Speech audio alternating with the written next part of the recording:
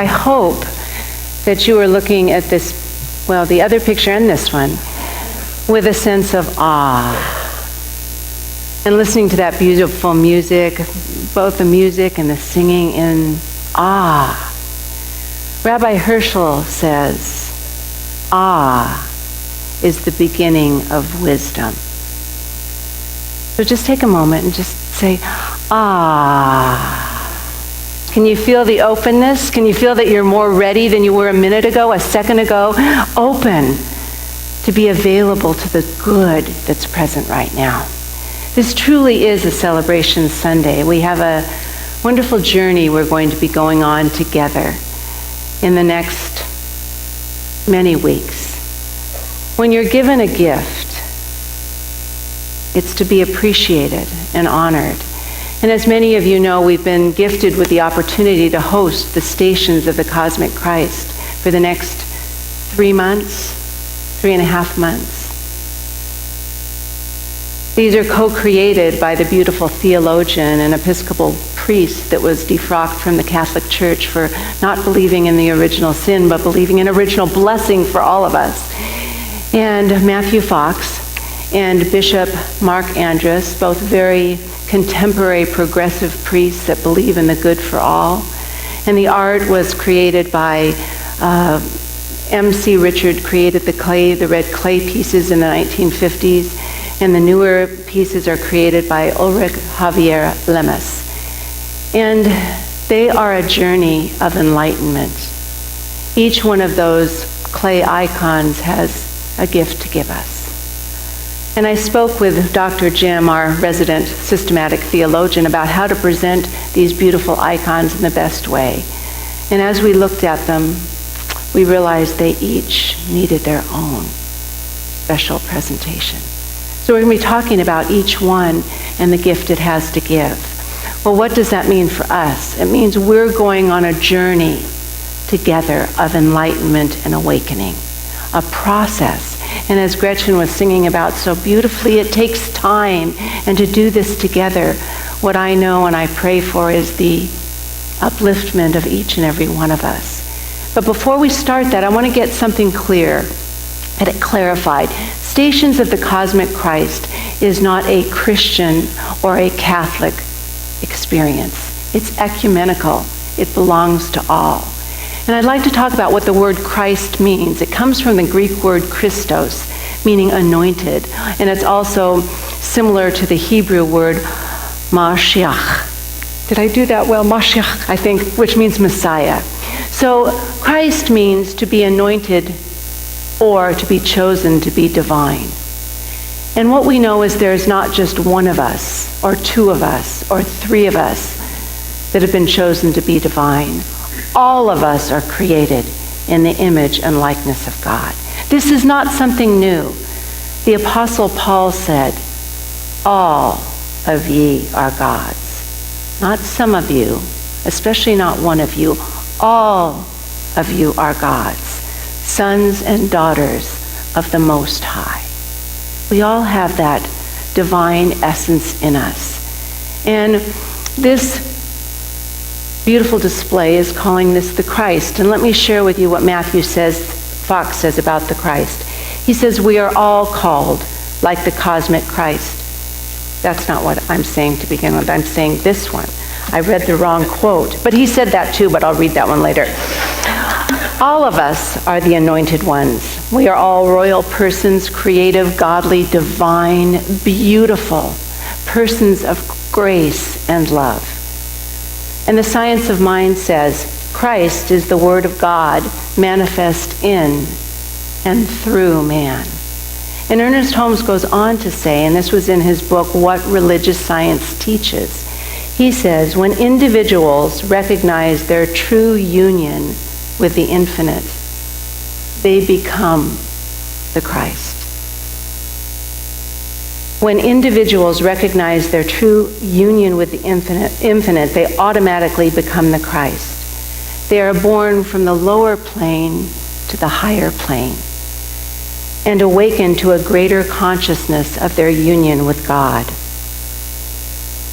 So this journey is about us lifting ourselves up into a greater understanding of who we really are. Well, why don't we know that already? I mean, we can know it here, but are we living it here? The problem is, we get born into this physical world and we get hypnotized by the five senses and the physicality of this beautiful world. We get hypnotized and we bury the truth of who we really are, because it's harder to trust the unseen than it seems to our eyes to trust the seen. So we believe this physical world, and we start believing we're small and limited and not good enough. And we forget that Christ essence is within all of us, and it's waiting to be awakened. It's ready to wake up right now. Are you ready? That's the question. Yes. Okay, I hope so, because it's there. It's always waiting for us. It's just waiting for our recognition and acknowledgement of the presence and the power of God, good, love, everything that's there always. We need to awaken that goodness. And when we do our part, we need to come and see who we really are. And who we really are is very, very important. Socrates said, and Socrates a long, long time ago said, people really seem so crazy. They really make themselves look, I can't remember the word he used. I'm just going to say stupid, because that's all I can think of right now.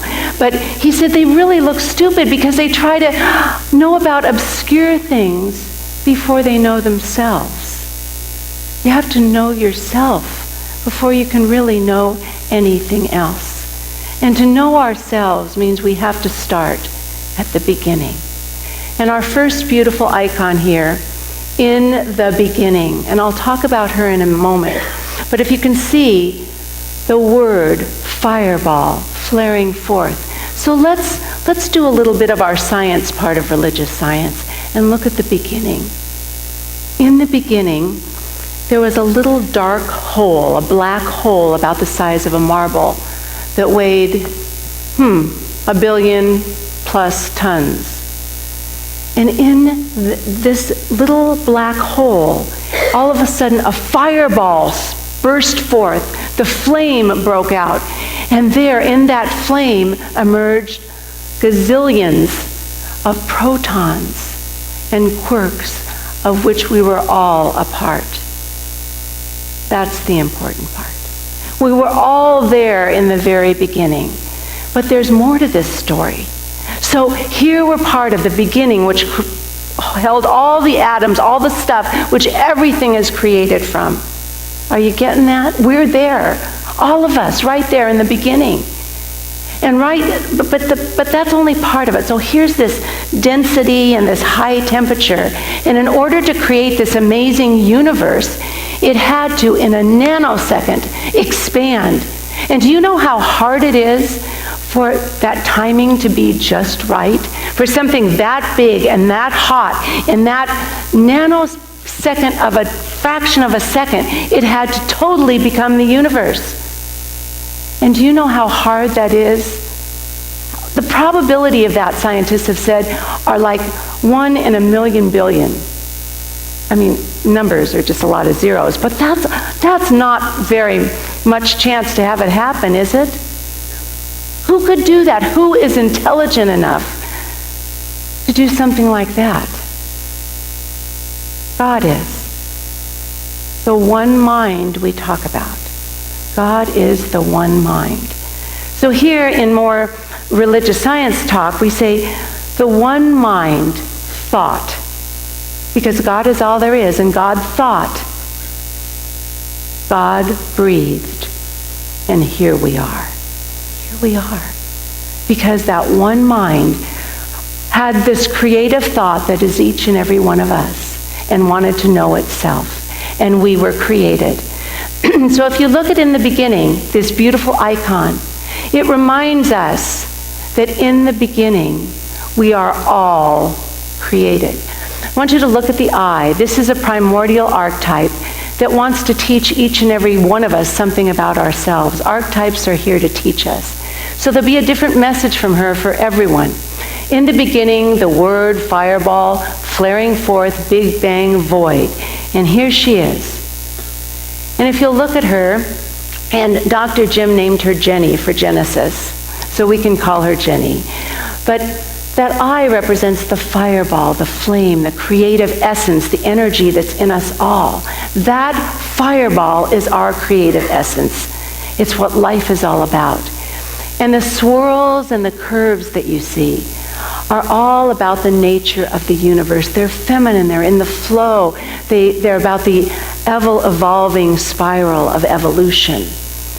And then that beautiful mouth, which is opening and ready to breathe out life. That's the power we have. The power that was there in the beginning is the power that resides in each and every one of us. And to start this journey of awakening, of expanded awareness, to truly know our union with God, we need to understand that that same power is within us to do the creative expression in our own life. We have to be willing to be present, to be open, to breathe our word of goodness, because our word becomes manifest. And here's what Matthew Fox says in his book about beautiful Jenny.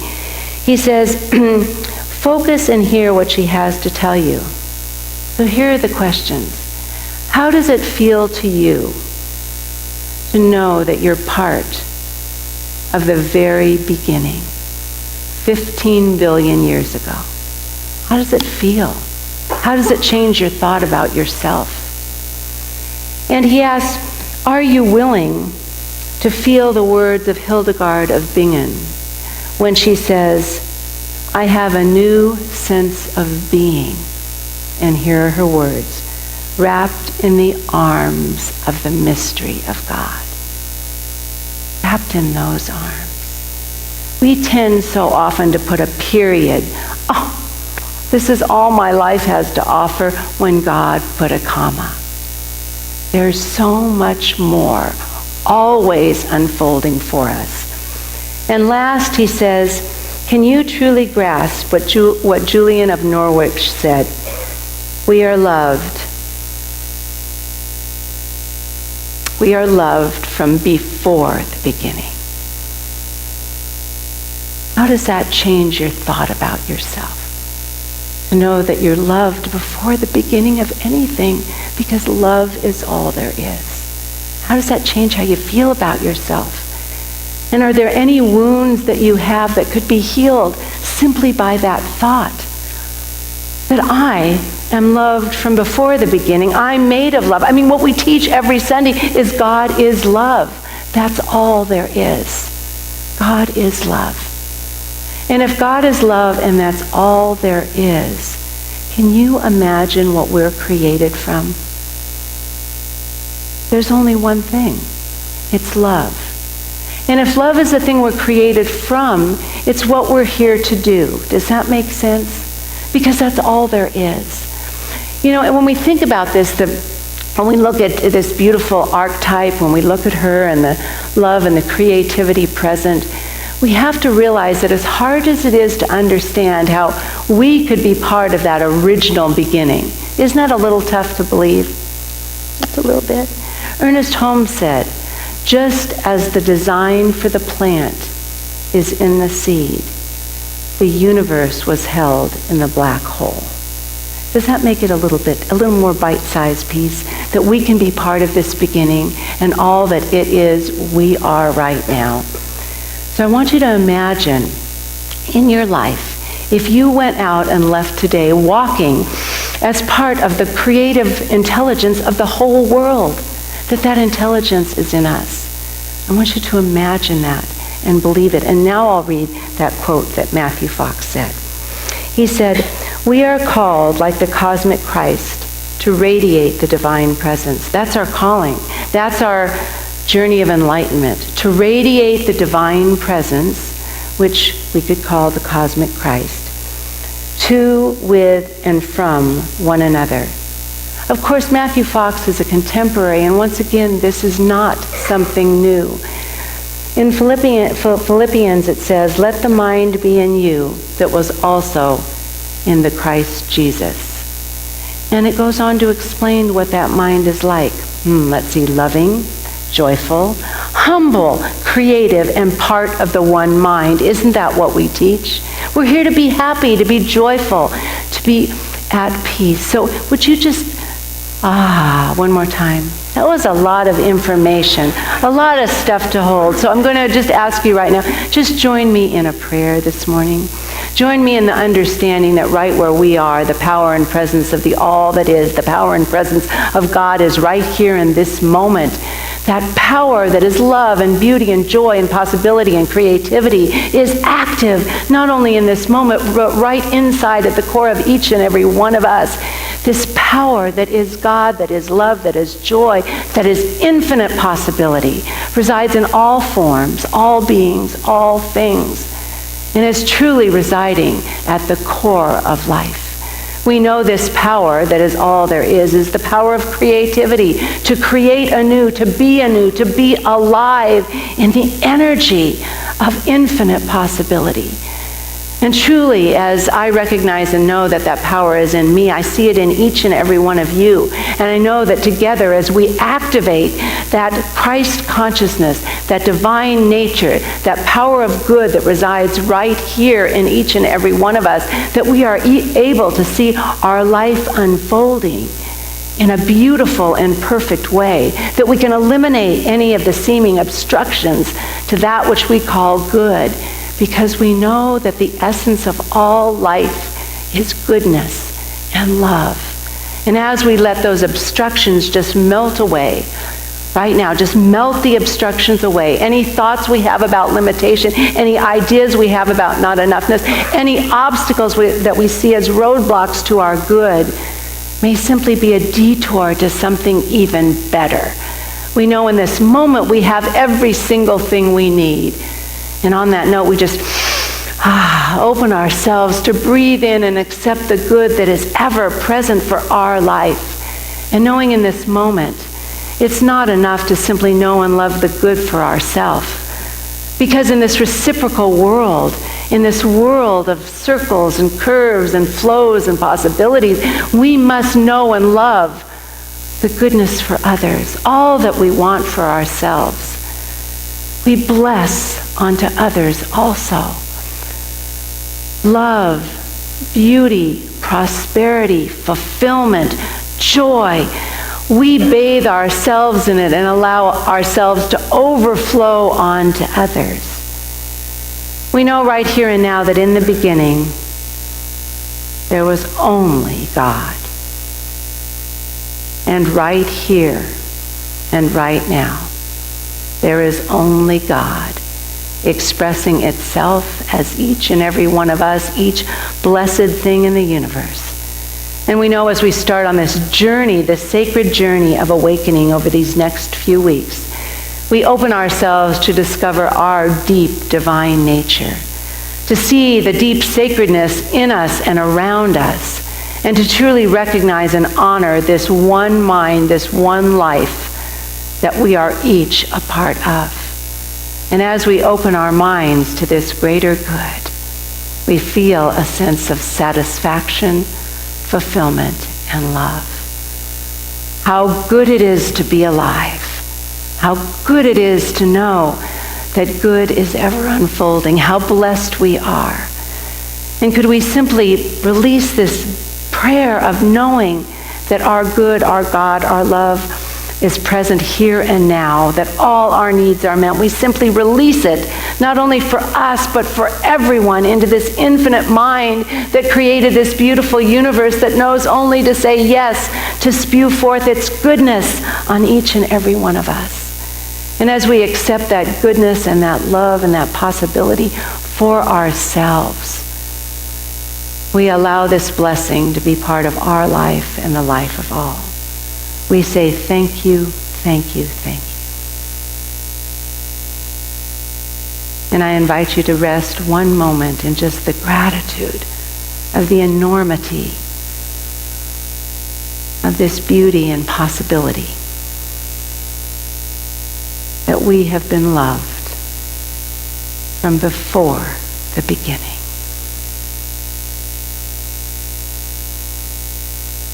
Let that settle and resonate in every cell of your being.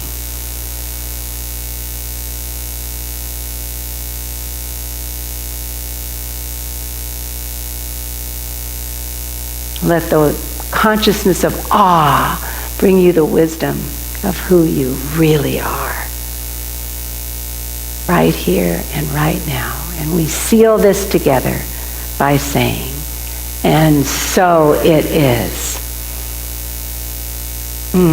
I bless each and every one of you, and I honor your journey of awakening as we step together into this process of light and goodness.